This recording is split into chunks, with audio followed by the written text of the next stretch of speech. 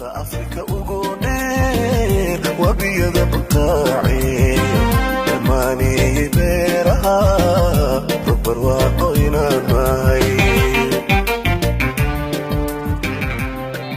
شو حفلة كنت جعلها مركا امتحان كجامعة كسب بحو أنا بحاول وصل بحو اسكسر هذا وأنا يعني وأكون صبت تدوم مع الامتحان السعودي ومركا ما وأكون استقلبي ويقول سيدا كل مركا وحيابها أو مرمورن إيو مركا وحير أو استرس دريمو وإما ما حافظ يستدر بيجا أنا أو معناه أو بدأ دعوانا كده من استرس مش كله بقى وحيابها مش كم كنت جعلها كم نقول شو وحيابها كنت جعلها وحاكم ذا وحيلها حيب وين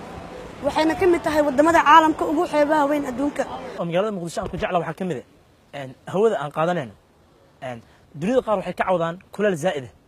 halka dadka qaarna ay ka cawdaan qabow zaa'id laakiin anaga marka afirsid magaalada muqdisho hadda aan ku noolnahay qabowgeeda zaa'id maahan waa mid dhaxdhaxaad ah oo nolosha la jaan qaadi karo kuna wanaagsan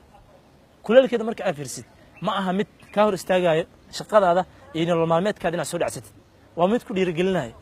waa mid jirkaada siinayo caafimaad oo aad ku dareemaysid firfircooni dheeri ah waxaan ku jeclahay qudrada kala duwan babayga mooska cambaha isbaandeeska